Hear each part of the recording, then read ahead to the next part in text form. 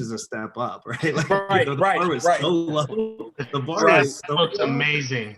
But it definitely feels like the home run hire we were looking for. So Oh, yeah. All I want is Adam Gase to go to Seattle. That's all I need. No.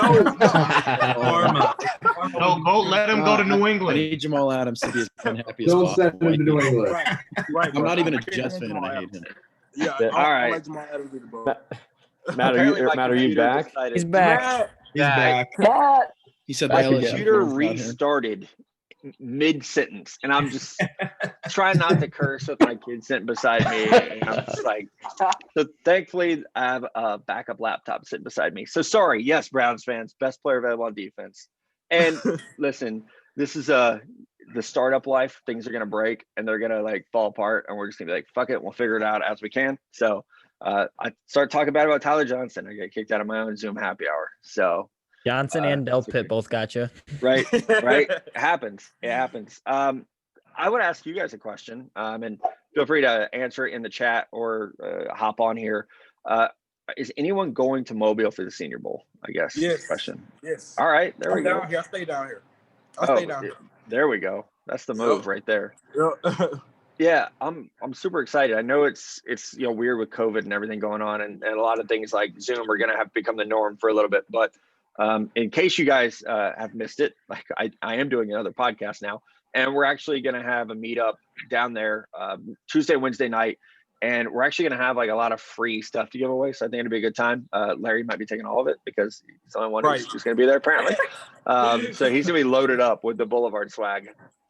Cool. Okay. Well, as soon as we can, like safely get out there, would love people's feedback on, some spots to go to, whether it's Chicago or, San Francisco, Denver, Dallas, whatever it might be, to do some, the UK. I know. Yeah, I know. Yes. I know.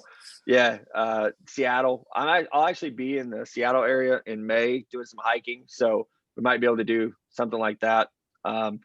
But for those of us, I've been locked down in Missouri. I've been on an airplane in almost a year, as everyone. We've all been locked down. So for those of you who, are locked down as well, we'll keep doing Zoom stuff until we can't anymore. So Madison, Wisconsin. I'm wearing my Free Badgers shirt today. So we'll definitely get back to Madison as soon as possible. So until then, we'll Zoom it up until we can all hang out in person again.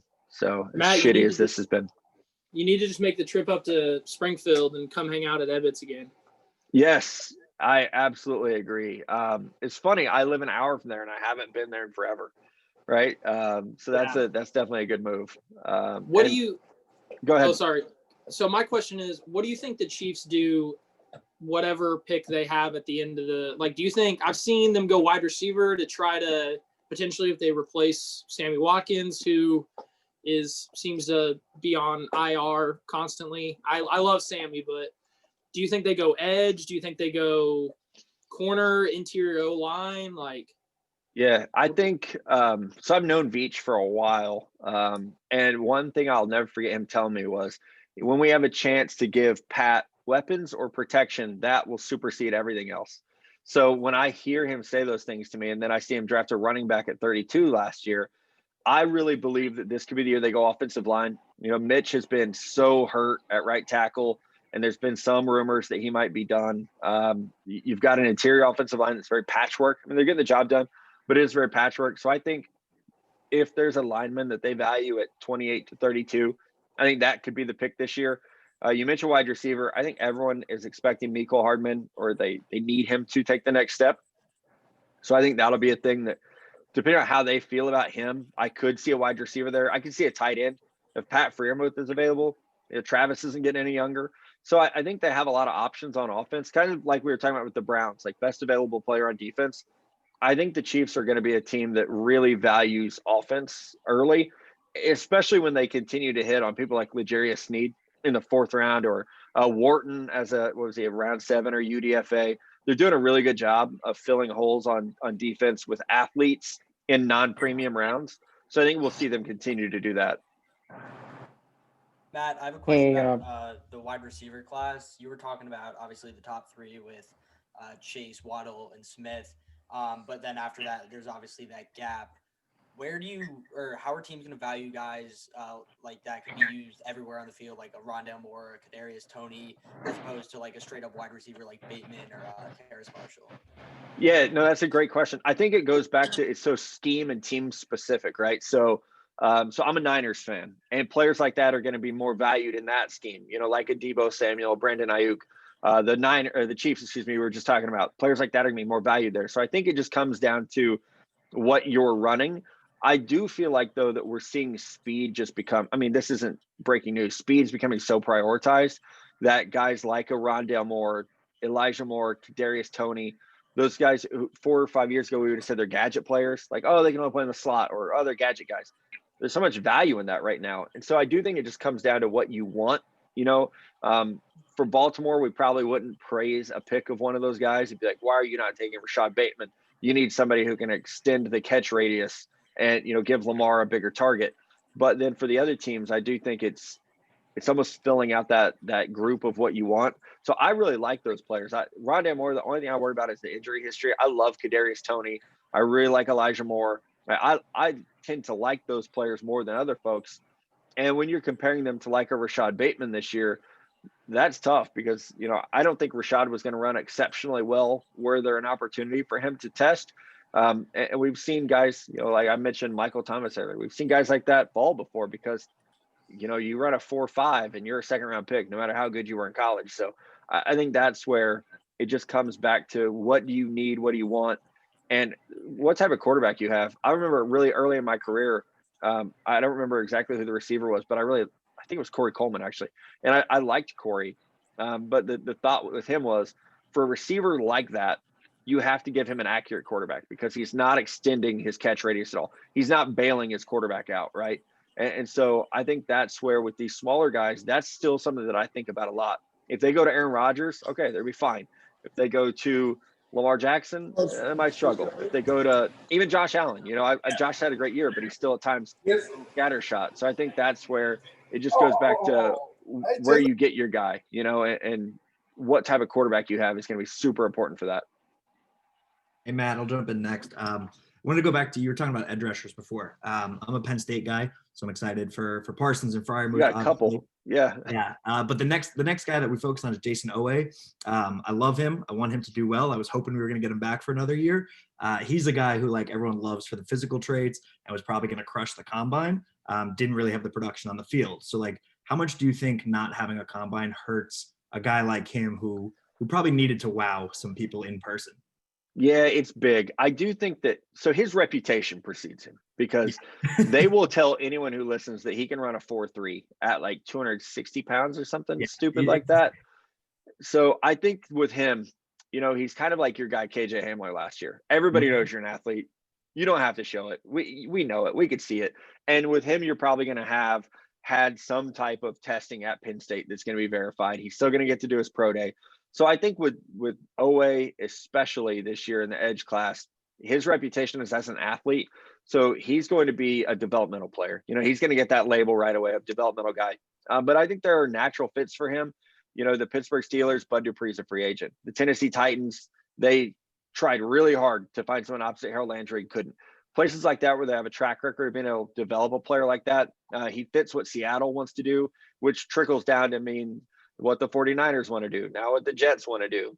There's just a lot of fits for him because of you don't see players ever that have the speed but also have that body type. So I think, you know what, I don't think he had a sack this year, right? Like he had 6 tackles for loss, I think, no sack. That is something that you have to get the context of.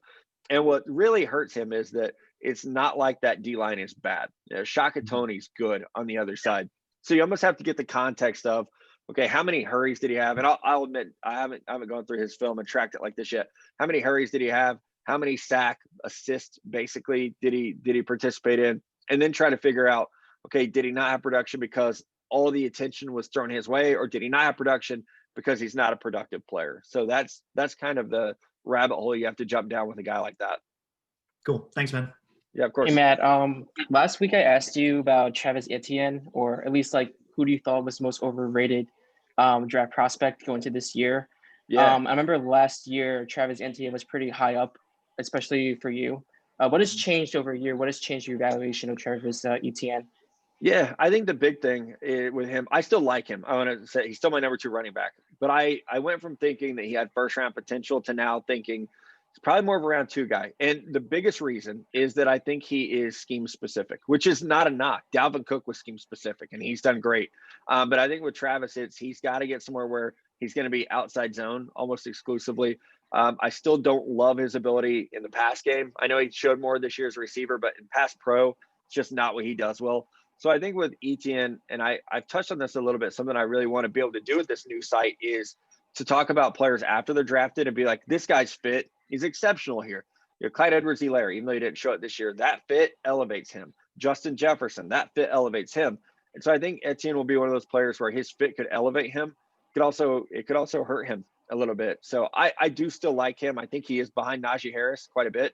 And I want him so badly to get somewhere where they're going to accentuate his strengths and where what he is. He's not going to be asked to go run between the tackles or and that sounds so obvious, but coaches mess this up so often and GMs mess this up so often. So let's just get him somewhere where they're going to play to his strengths. A lot of Jets fans in here. I actually think he would be a really good fit for them with LaFleur there. I mean, that's what they love at that position. A fast running back who can make one cut off the tackle and go. And so I do think he works there.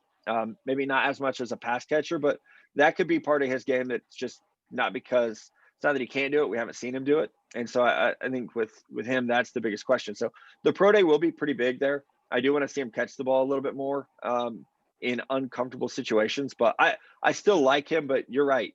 I do think he's the player that is living off last year's reputation a little bit, where people think he's RB1 or people think he's going to be a top 15 pick. I don't see it that way. He reminds me a little bit of Aaron Jones, but like Aaron Jones a year into his Green Bay tenure when Matt LaFleur came in and took over.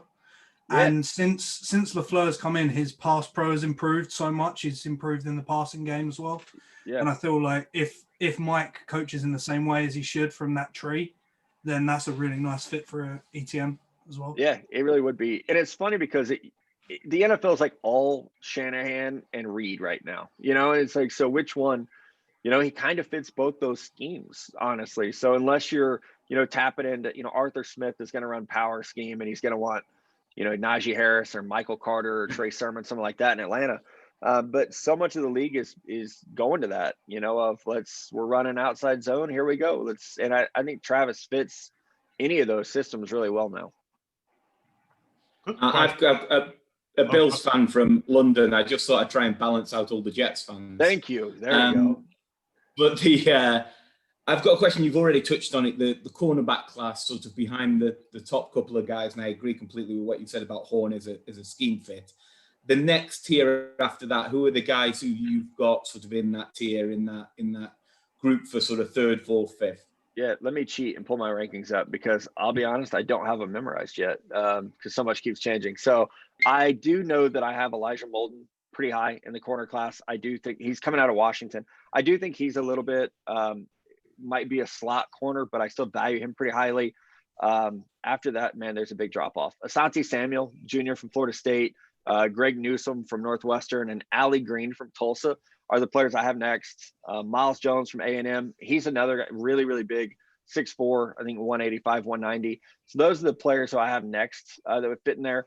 This is not a very deep corner class as it stands right now. I mean, obviously there might be some underclassmen who I haven't had a chance to completely watch yet, but it's so top heavy with Surtain, Farley, and then gigantic drop off. So it's almost a year where if you need a corner and the top two are gone, like, I don't even know if I'd waste my time in round 2 or 3. I would just wait. There's a question in the chat about the Georgia guys. So yes, I do like the Georgia players. I will be honest, I have not watched a second of film on them because they were underclassmen. And so much of my time has been spent on opt-out players because there wasn't going to be new film, quarterbacks, obviously, and then Senior Bowl players. So I do like Eric Stokes. I would not be shocked based on what I've heard, not what I've seen, but what I've heard is that it wouldn't be a surprise for him to push and be the top 3 corner in this class. But the Georgia players are good. You got 3 of them. DJ Daniel will be at the Senior Bowl. Tyson Campbell's a good player. But my evaluation of them right now is so much based on either TV tape, which I hate, or scout reputation type talk. I have a 12-hour ride to Mobile and back, where hopefully all I'm going to do is watch film because I have a lot to catch up on right now.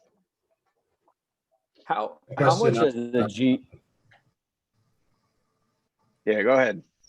No, I was just gonna say, how much is a GM? Like, obviously, you have the underclassmen that you don't necessarily know for sure, but hopefully, it's not taking GMs by surprise when they realize the cornerback class is not necessarily good in 2021, right? Like like ideally are planning ahead a little bit, right? So, like, to what extent is that based, like, on who you target in free agency, who you extend on your team?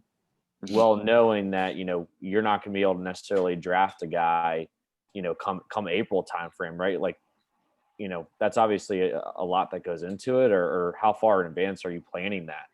Good front offices know, like a full year in advance. So I remember I was pretty close to some people with the Jets, and they knew they were going to draft a quarterback in 18, right? And everything they did was it was setting up for it. And they had spent a full year prepping just those guys. And because of that, they were ready just in case they won 8 games and missed. They were ready on the 19 guys. So it's usually you're at least a year out in advance, more so on quarterbacks than everything else. But your area scouts know players a year in advance because they're making those school visits. Your pro personnel guys better know who the free agents are going to be. So as a GM, you should have a complete picture of, okay, we're sitting here at 2021. What does 2022 look like? Because if we punt on a corner or a wide receiver, we need to know what next year's going to look like. And that's where the job of area scouts, by April, a lot of those guys are already working on next year's class, and you're trying to get ready for what that next group will be with pretty in-depth scouting. And then over the summer, you have the National Football Scouting. It's NFS. I think that's what it stands for. You have those meetings where you're getting together and breaking out film with other scouts. So you really do need to be ahead on that just to know what the crop looks like, for lack of a better word, in the next year. Hey, Matt, I got a question. Oh, no, you go. You're good. Yeah. So with corner being a relatively shallow class, I think that's the Packers' biggest need, and they're going to be picking in the 30s. Where do you see them going? I don't see them taking a receiver because they just don't want to. Because they don't. Yeah, right. and they don't like linebackers either, so I don't see them going there. What's your thought on their thought process there? Yeah, they're a harder team to pick for right now. And this happens because they either have an established stud at a position, or they've drafted for future need enough that there's a player waiting to be developed, or so quarterback, they have Jordan Love, running back, they have A.J. Dillon. So that makes it tough. They're a team that is very hard for me, so my default, I'm writing the 7-round mock draft, right? That'll come out on the 11th. And every time I get to teams like Green Bay or even Cleveland is a hard team where it's like, okay, what would they do in this situation? So I almost default to BPA, which is so boring. I wouldn't be surprised if Green Bay just loaded up and went with another DB, just because you need so many of them. So I believe this might change. So don't tweet it yet. I think I had Javon Holland from Oregon going there just because, yeah, right. Lock it in right now.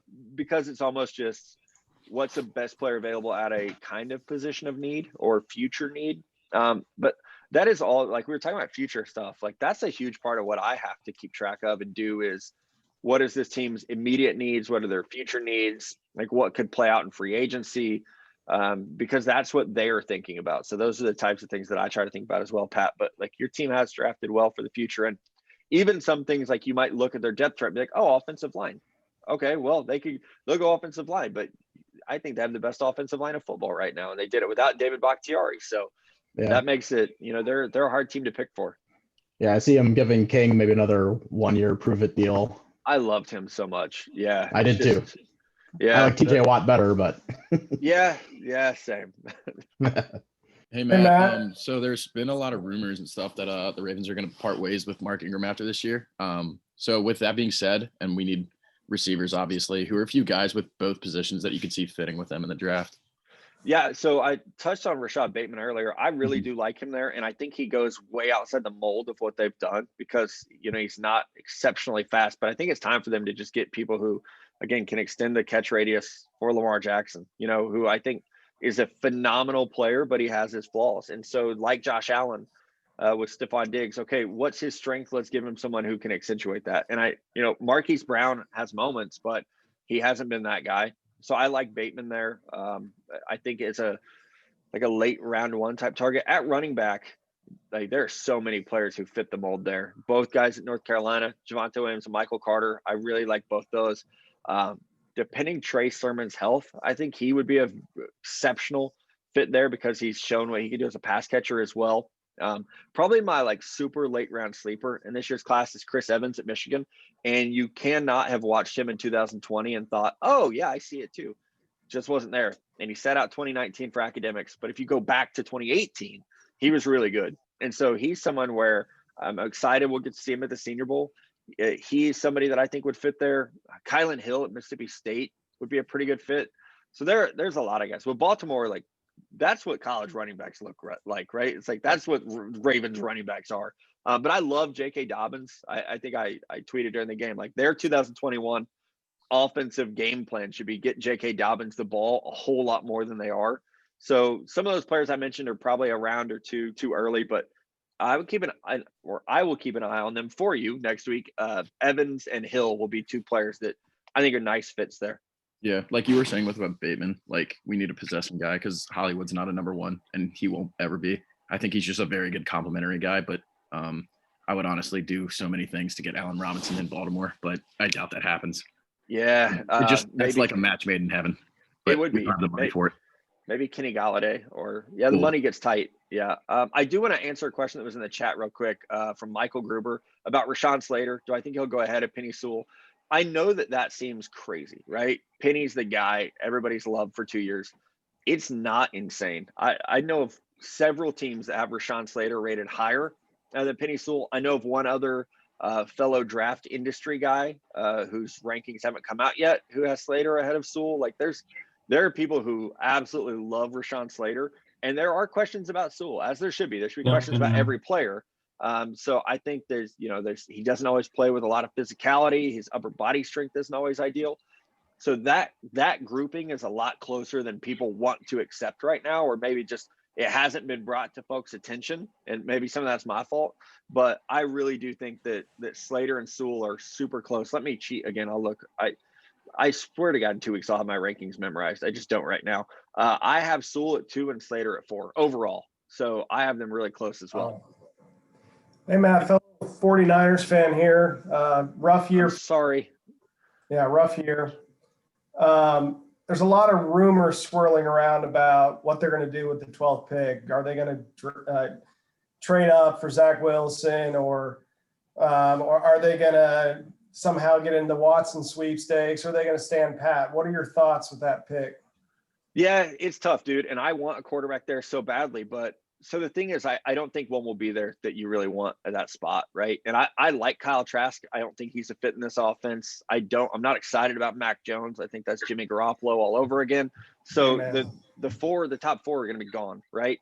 And so a trade up, the Niners are in just such a terrible situation right now because you have 30 free agents, you have no cap money, and you don't have a lot of assets. Like you don't have multiple firsts. So to go from 12 to 4 is going to be so expensive that you're just hamstringing yourself for the future.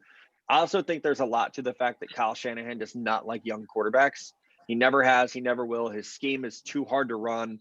It's something he's never liked. So I say all this hating my answers, like I want them to get Zach Wilson. You're not making me happy right now. I want them to get Trey Lance. I really do. It's just, it doesn't seem realistic. So I think they're a team that's going to do a lot of work on, wait and see if Matt Ryan or Matthew Stafford get released, wait and see if Sam Darnold gets traded, which these are not exciting options, right? Because they're guys who've either like a 35 or 33 or players who haven't done exceptionally well so far in their career. So it doesn't feel great as a Niners fan to look at this situation and be like, realistically, Garoppolo might be the best option for another year, which I hate, but it might be the situation. Which is night and day after last season. We thought we were going to be a contender for years to come, and 1 year flipped. Yeah, for sure. It's just frustrating for me. And I know Niner fans went through this period of hating me over this because I was out on Garoppolo in the playoffs last year. I was like, this guy's a bum. He can't get it done. And it's, you can't have this conservative check down quarterback. You need somebody who can push the ball down the field to all this speed. And now it's like I really, really want more of, you know, like Trey Lance or Zach Wilson would be a dream for me. Oh yeah. Matt, Sean Wade has been like the butt of everyone's jokes towards the end of the college football season. Mine too. Yep. Given how he played as like a nickel corner in his first couple of years at Ohio State, do you think coming into the NFL, if he's utilized in that way, he will have a successful career? Yeah, I think he definitely could. It's just the key of getting him in a situation that's comfortable for him. He's not an outside corner. He's not a man corner, right? That's just not what he does. So I know a lot of people want to say that he could be Chris Harris Jr. Like that's a dream scenario.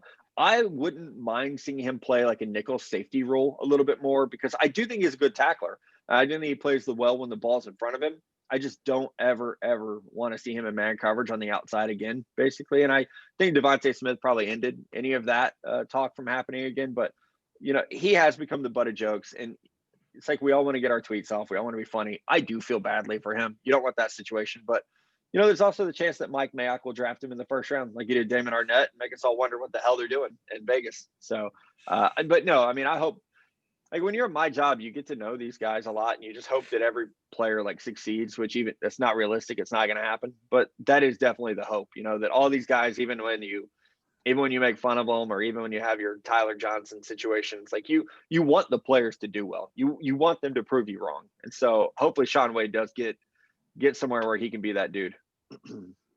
Yeah, Matt, as a Broncos fan, I'm kind of in a similar situation as the 49ers, where I believe in Fangio's defense, and I think we will always be solid on that side of the ball. And I really do believe we're like one quarterback away from being in the playoffs.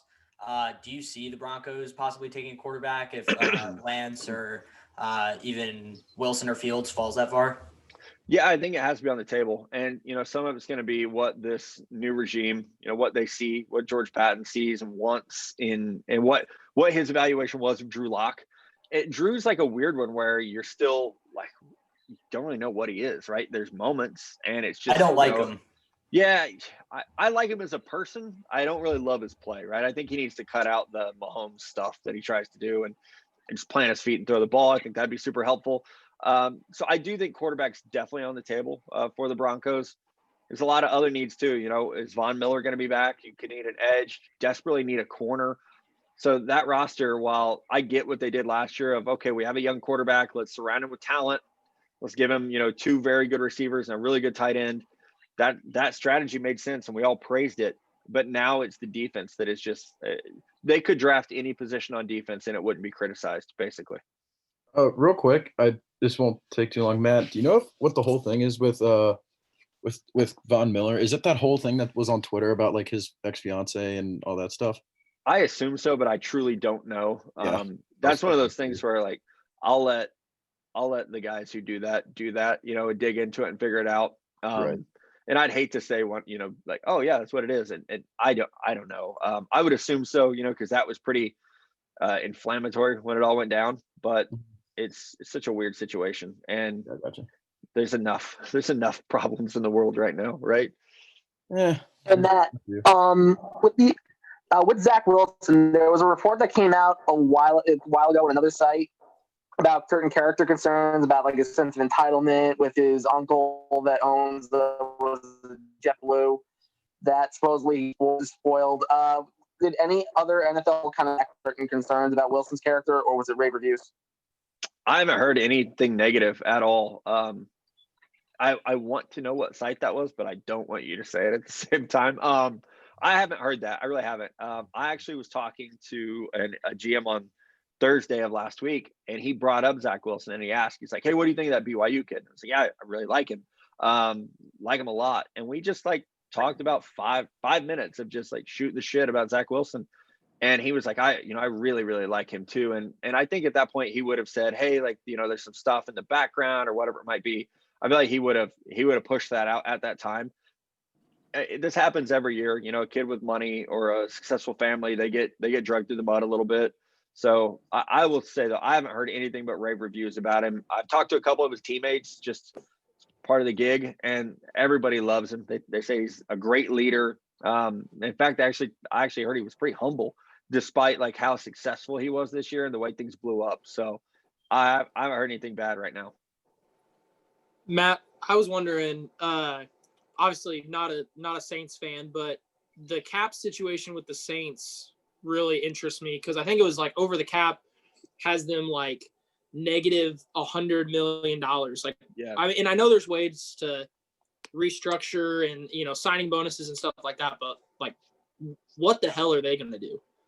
Yeah, so you're a Chiefs fan, and you remember when your team had like $117, and then they signed Mahomes and Chris Jones. Yeah, so you can. Like I know there's yeah. ways around it, but just in your opinion, like what? Yeah, it'll be very, very tough. I think a lot of it will be, excuse me, getting Taysom Hill on a real contract, so it's not the inflated money. Drew Brees retiring is going to help. I haven't done a super deep dive on their cap yet of who they have to let go, who they have to get rid of. But I think that it is something where you can start redoing deals and just it's not healthy, right? But you just start pushing that debt down the road a little bit. You're restructuring it to try to push it down the road, but it's not good. And what are they drafting 28, 29 or no? It'd be 26 or 27. They're not in a great spot to reload at some of those positions. So that's a roster that's sneaky bad for the future, and they don't have a lot of answers at a lot of positions. And there were some rumors at the trade deadline that Michael Thomas could be moved. I don't know how much that will change in the offseason, like if he gets happy with that situation. But they might be faced with some really, really tough decisions with some of those stars down there. Hey Matt, quick question. Why do you think it is the Saints and Drew Brees and Sean Payton, the way their seasons have ended, get a pass, whereas with Rodgers and McCarthy towards the end there, everyone was piling on them. You don't hear the same things with the Saints. Yeah, that's a good question. My gut reaction would be because Drew Brees is so good with the media, and until very recently, Rodgers has not been.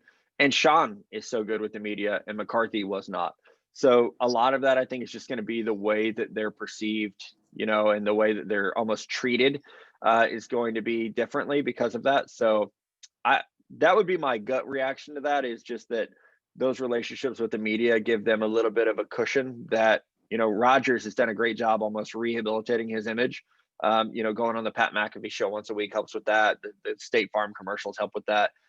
That he's almost becoming beloved, whereas Drew Brees has been able to do nothing wrong. And not that he has done anything wrong, but like he could do no wrong. First ballot Hall of Famer, NFL great. And I think the records help with that a little bit too. All right. We got Nate wants to ask a question. Hop in there, Nate. We've done a lot of talking about the top 5 quarterbacks, top 6 quarterbacks. And I know you recently put out something about there's not much mid-level development quarterbacks, but who are they? Rounds 4, 5, and 6. Right. Yeah, it's not good, buddy. It's not. I think so. That's what I'm actually excited for, the Senior Bowl, because Kyle Trask will be there, but it's the Felipe Franks, Kellen Mond, Jamie Newman, Sam Ellinger, 4 guys who were very inconsistent in college. Let's be clear, but they all are pretty good athletes too. So I am excited to see the 4 of them down there. My super 7th round deep sleeper is Dustin Crum at Kent State. I think he's a good player. I wish that there were more bowl games this year so that we could see him in an all-star type setting. So it's not good though. And I say that as a fan of a team that should be drafting someone in those rounds at quarterback, if Absolutely. not earlier. It's not. It's feast or famine this year at quarterback. I feel like it's that way at corner. It's probably that way at wide receiver, where if you don't get one of those guys super early, you're really taking a developmental player, which I err on the side of athlete when it comes to that. Like, instead of college production, I would almost go with let me grab somebody who's going to run a 4.3. We were talking about L'Jarius Sneed earlier. You go for L'Jarius Sneed over a more qualified or decorated college player because you're betting on his upside. So at quarterback, I kind of see that way too. Like, maybe Kellen Mond shocks the hell out of me next week. I just have never been a huge fan of his. Same with Felipe Franks.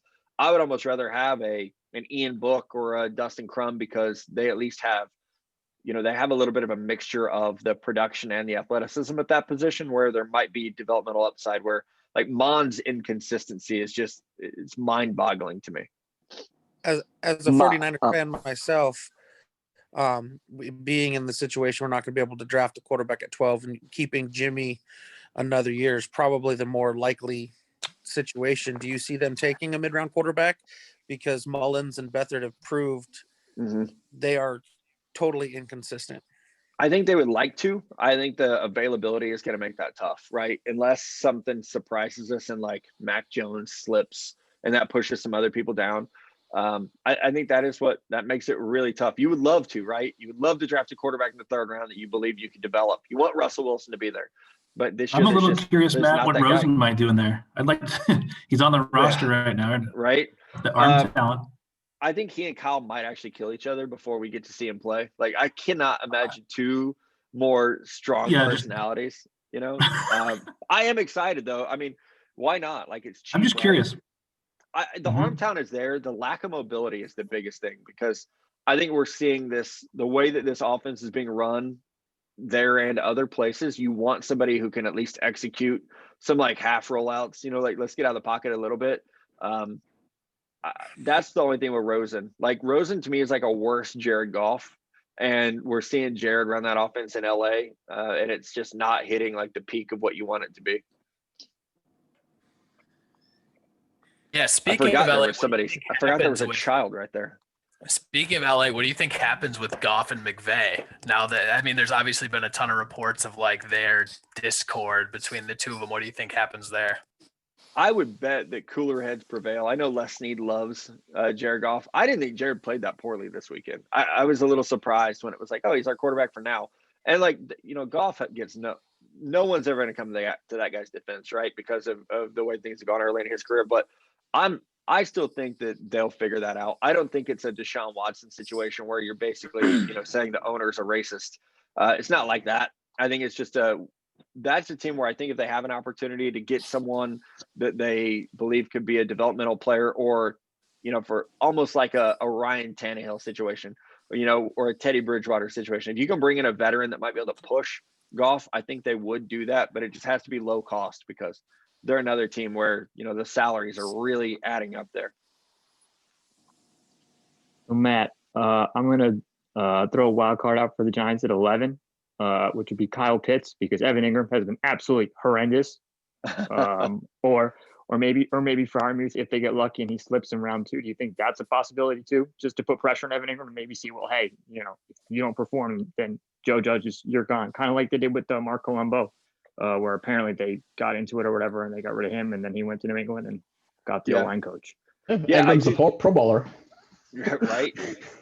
I do think that Kyle Pitts is an interesting guy for a lot of teams, because when you look at team need, he doesn't fit anywhere early, but he's just so good that whether it's the Cowboys, the Giants, you know, whomever it might be in that range, you have to consider him because he's just so talented. So I could see that. I think teams absolutely use that methodology of let's draft a guy to push this other one. And worst case scenario, you end up with a couple good players, and Ingram and Pitts, or Ingram and Freiermuth, or Hunter Long at BC, whoever it might be, like they could still work well together. So I think that's a position where you can do that and get away with it for sure. Let's do like 2 more questions, guys, because I do have a child to do homework with and get dinner too. I think he wants to eat tonight at least. So 2 more, and then I'll be in the Discord server later tonight to answer some more. I have a quick question. A question going back to the. Go on. I have a quick question about the guards, namely like positional value. So like we have 3 really good guards this year. However, I feel like they'll drop just because no one really cares about guards. What's your take on like teams taking a guard late first, early second? Yeah, I think it has to be a really good player. You know, like Quentin Nelson is okay in the first round, and even Elton Jenkins played exceptionally well against LA. So I think a really good player can make that a value. But we're also seeing guys be 4th round picks that are just as good. So if I were running a team, I would probably never draft a guard in the first round, just because they would have to be truly elite. Like I'd rather take a chance on a defensive lineman, you know, edge rusher, something like that, and look at a player mid round. And so for me, like you mentioned, the 3 really good guards, like I really like Wyatt Davis. But is he 3 rounds better than Ben Cleveland at Georgia? Like I'm not sure that he is, you know, and Deontay Brown, is he, like, I think he falls somewhere in the middle of that mix. So I would look at guard as more of like a mid round. That's where your sweet spot is. And I know of teams that do that, like linebacker. They say, we don't draft linebackers in the first round. We'll get them in the rounds 3, 4, 5, because that's where the actual value of that position is. And not just in terms of what you have to pay them as a draft pick, but also like what you second contract as a first rounder is going to be inflated at your position. Like you're locked in as the top paid player at your position for life, basically, if you're a first round pick at some of those spots. So I would say it's more of a mid-round pick for sure. Awesome. Let's do one more because you guys kind of jumped on each other there with that last one. Just going back to like at the start, we were talking about the second pick being like up for trade. Sorry. What's the likelihood that like the Falcons would jump in there with number 4 and swap number 4? Just said they're on the outside looking in for a quarterback, end up with like the 4th man who they don't really want. Yeah, I do think that that's something like we were talking about. The Jets have to figure out what they could get for 2 versus do they want to draft someone there. So what could you get? I mean, a lot, like probably 4 this year. And, when the Jets traded up from 6 to 3, it was 3 second-round picks. And that was, only a 3-spot jump. So I think something similar to that where you're obviously giving up 4 and then maybe 3 second-rounders. So you're really giving a lot. The thing is, you have to love this year's quarterback class to do that.